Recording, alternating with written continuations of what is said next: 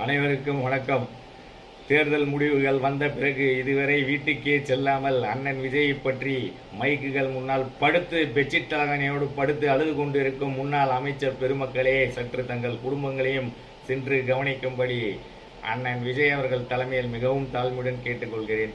கடந்த 26 நாட்களாக இப்படி ஒப்பாரி வைத்துக் கொண்டு தமிழ்நாடையே சுடுகாடாக மாற்றி கொண்டிருக்கும் எதிர்கட்சியினை சேர்ந்தவர்களே, தயவு செய்து வீட்டுக்கு போங்க, சாப்பிட்டு ரெஸ்ட் எடுங்க. ஆட்சிலாம் மாறிடுச்சு. இதே மாதிரி அன்னைக்கு இலங்கைக்காக விடாமல் போர் நிற்கிற வரைக்கும் நீங்களாம் இதே மாதிரி ஒப்பாரி வச்சுருந்தீங்கன்னா ராஜபக்சேவை நீங்கள் காமன்வெல்த்துக்கு இந்தியாவுக்கு கூட்டின்னு வந்திருப்பீங்களா? உங்கள் கூட்டணி அரசோட குரல் கூப்பிட்டீங்களா? ஏதாவது செஞ்சீங்களா? இன்னைக்கு கேள்வி இல்லை என்ன கேட்குறீங்க? ஐயா கலைஞர் ஆட்சியில் அதாவது நான் ஏதோ இப்போ வக்கர புத்தியிலையோ நான் டிவிக்கேன்றதுனாலையோ பொய்லாம் எதுவும் சொல்ல, உண்மை. ஐயா கலைஞர் ஆட்சியில் இந்த ஜென்சி கிட்ஸ்லாம் தோலோண்டு குழந்தையா இருப்பாங்க.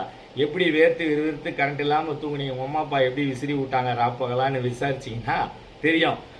அதுவும் சும்மா அந்த ஹார்ட் டிஸ்க் ஏன் காணாமல் போனோம்? யாருக்கு தேவையோ அவங்க தானே திருடுவாங்க. யார் மேலே ஊழல் புகார் இருக்குதோ அப்போ அவங்க தானே திருடணும். இப்போ நிர்மல்குமார் சார் அந்த ஹார்ட் டிஸ்க் எடுத்துன்னு போய் வீட்டில் போய் நான் சிஸ்டத்தில் போட்டு பார்க்க போகிறாரேன்னா, யார் மேலே ஊழல் புகார் இருக்குதோ அவங்களுக்கு அது தேவைப்படும். அப்போ அவங்க கையை வச்சுக்கிறாங்க. பல வழக்கு உங்கள் மேலே இருக்குது, அதில் இது ஒரு வழக்கு. அதாவது இவங்க மேலே குற்றச்சாட்டுகள் முதல்ல வரும், போக போக இதாகிடும். உங்களுக்கு வேண்டப்பட்ட ஆளுங்களோட வீடியோ அவன் என்ன கருத்து சொல்கிறான் இல்லை நான் கேட்குறேன். அவனுக்கு இவ்வளோ வியூஸ் ஆகுது. டிவி கேட்காரன் நாங்கள் வீடியோ போடுறோம், அதெல்லாம் மறைக்கிறீங்க.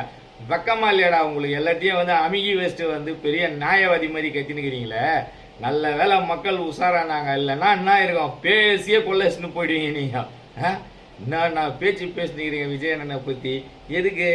அவர் வாயை திறந்தா அவர் சொல்கிறத வச்சு அவரை கேள்விக்காது. ஏன்னா உங்களுக்கு எதுவும் தெரியாது. என்ன நீங்களாம் பெரிய நியாயவாதி. இதில் இலக்கண தமிழ் வேற. மேயர் லட்சணம் ஊரே இன்னைக்கு காரி துப்புது.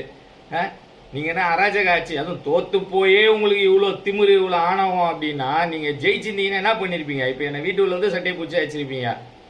இதெல்லாம் நீங்கள் பண்ணியிருப்பீங்க. இப்போ ஏன் அமைதியாகிறீங்கன்னா இப்போ அடுத்தது ஏதாவது ஜெயிக்கணும் இவ்வளோ தைரியம் எதில் உங்களுக்கு நான் சவால் விட்டு சொல்கிறேன்.